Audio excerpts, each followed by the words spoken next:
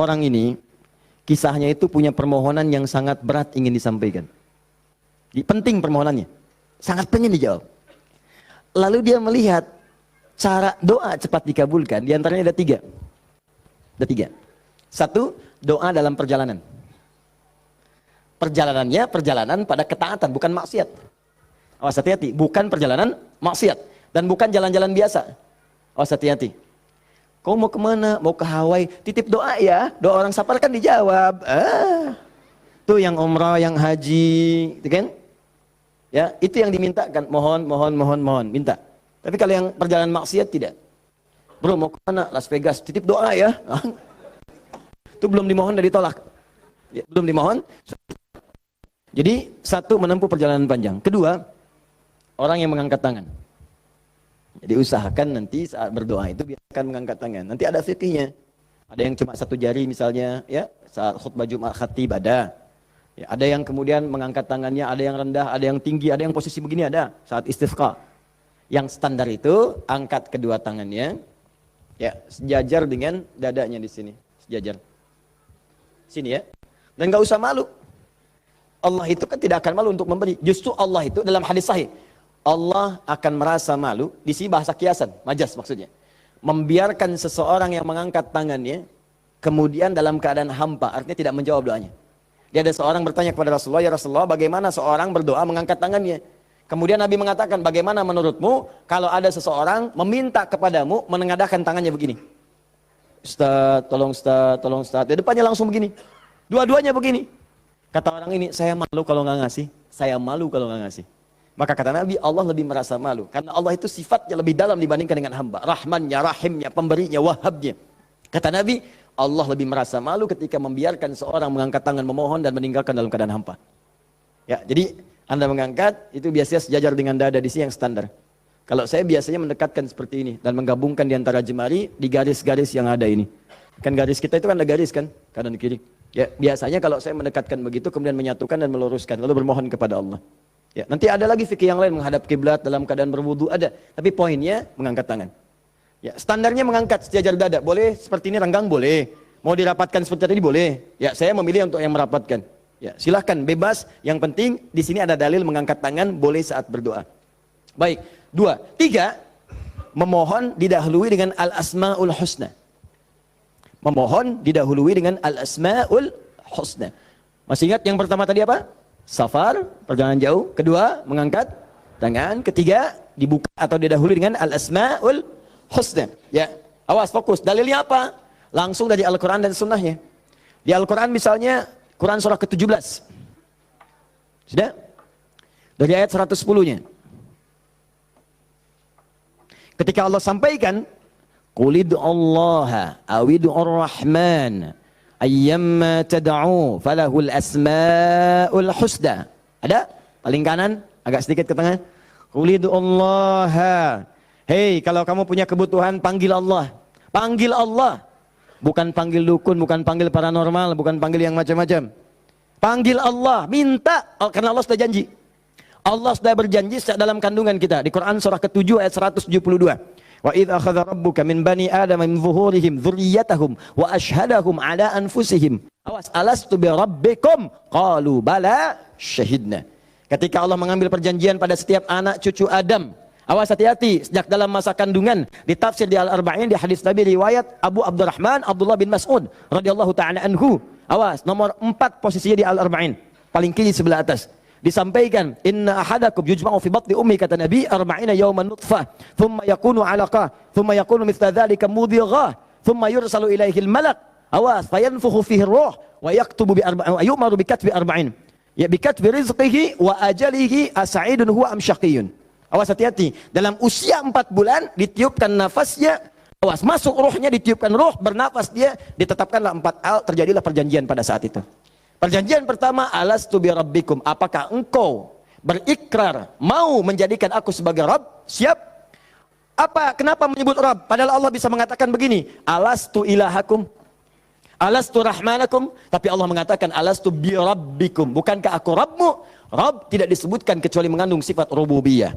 Rububiyah itu perawatan, pengawasan, perhatian. Sifatnya yang paling pendek disebut dengan murabbi. Karena itu guru orang tua disebut murabbi. Karena orang tua memperhatikan, orang tua merawat. Kalau tanpa batas, perawatannya cepat, perhatiannya dalam, hilangkan kalimat mimnya. Muncullah kalimat Rabbnya. Maka Allah disebut dengan Rabbun. Kalau kita meminta, Allah lebih cepat pemberiannya dibandingkan dengan hamba. Dan tidak ada batas. Rabbun, Rabbun, Rabbun. Makanya setiap kita minta, disebutkanlah kalimat Rabb itu.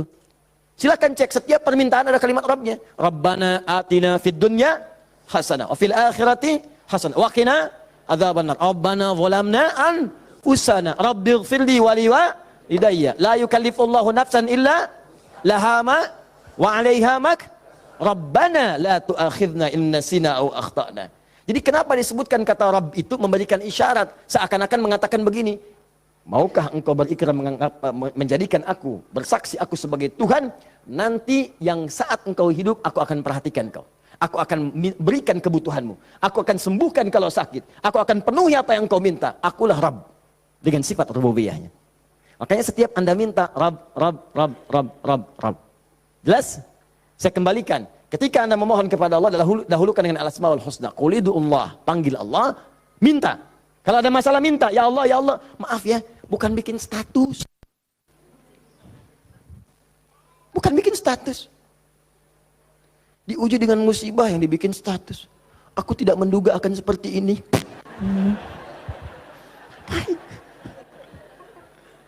Terus yang tidak lucu, kenapa doanya di media sosial? Doa itu di mihrab, doa di kamar, doa di masjid, bukan doa di Facebook. Ya, doa di Instagram, doa di Facebook. Aminkan ya, like. Apa yang mau dicari? Udah minta yang betul. Minta yang mohon dengan khusyuk. Mohon, Quran surah 7 ayat 205. Wadhkur rabbaka fi nafsika tadarruan wa khifatan wa dunal jahri minal qaul. Kalau butuh sesuatu, sebut nama Allah dalam jiwamu. Bukan dalam media sosialmu. Bukan di WhatsAppmu. Bukan di Instagrammu. Online-kan hatimu dengan Allah. Minta dalam jiwamu dengan penuh ketundukan. Dengan penuh kepasrahan. Dengan penuh harap. Mohon ya Allah. Ya Allah ya Rabb. Minta. Sebut namanya bagaimana ya Allah. Atau yang kedua Ar-Rahman. Atau, nah ini rumusnya. Ayyamma tad'u. Atau kapanpun kamu ingin panggil minta sama Allah. Falahul asma'ul husna. Carilah nama-nama terbaik yang Allah miliki sesuai dengan kebutuhanmu. Jadi Allah itu telah memberikan nama bagi dirinya sesuai kebutuhan kita. Panggil dengan nama itu. Misal ya, maaf. Anda terkait rezeki nih, mau bekerja, pengen rezeki yang berkah. Panggil namanya ya Allah, sambungkan dengan nama Asmaul Husnanya. Ya Allah, ya Razzaq. Teman-teman yang kuliah di kampus, di sekolah, besok mau ujian atau mau masuk sekolah belajar pertama, supaya diberikan ilmu yang dalam. Ya Allah, ya Alim. Allahumma faqihni fid din wa 'allimni ta'wil. Ya Allah, ya Alim, Rabbi zidni ilma warzuqni fahma. Ya Allah, ya Alim. Punya ujian berat, ya Allah, ya Sabr. Diganggu di pekerjaan, di aktivitas, ya Allah, ya Malik, ya Jabbar. Minta. Dan jangan semua harus disebutkan. Nanti yang tidak dibutuhkan jadi muncul. Ya Allah, ya Rahman, ya Rahim, ya Malik, ya Qudus. Memang boleh, nggak apa-apa. Kalau untuk ibadah, bacakan itu boleh. Tapi kalau untuk bermohon, saya sarankan cari yang sesuai kebutuhan. Kalau mau ibadah dengan menyebut nama saja boleh, silakan. Tujuannya apa? Zikrullah bidzikri asma'il husna. Zikir kepada Allah dengan menyebut al-asmaul husna boleh. Ya Allah, ya Rahman, ya Rahim, ya Malik, ya Qudus, sampai akhir. Saya dulu ujian pertama kali masuk jurusan akidah, begitu masuk pertama kali, soal ujian di akidah itu cuma 3. Tapi setiap akan menjawab 3 itu, selalu harus dituliskan al-asma'ul husna dari awal sampai akhir, dengan hadisnya plus tafsirnya. Baru boleh jawab soal. Betul. Itu ujian saya dulu begitu. 3 soal Anda bayangkan. Setiap soal al-asma'ul husna dulu. Tulis. Dengan dalilnya, hadisnya. Hadis itu dibagi 2. Hadis pokoknya, hadis klasifikasinya. Setelah itu tafsirnya, baru boleh jawab soal. Pertanyaannya mungkin gampang. Misalnya, berapakah rukun iman itu? Cuman sebelum dijawab, tulis dulu tadi itu. Ini spidol. Ini jari telunjuk saya. Abis ujian itu mirip nih, begini. Betul. Cuman saya nggak foto aja dulu itu. Ya. Saya pikir kenapa Ustadz saya begini ya. Akhir-akhir baru sadar saya. Allahu Akbar. Rupanya beliau ingin menanamkan kedekatan kita dengan Allah dimanapun berada. Sebab kalau kita mengingat, menuliskan terus, maka dia akan sampai apa yang kita tuliskan merasap ke dalam tangan kita.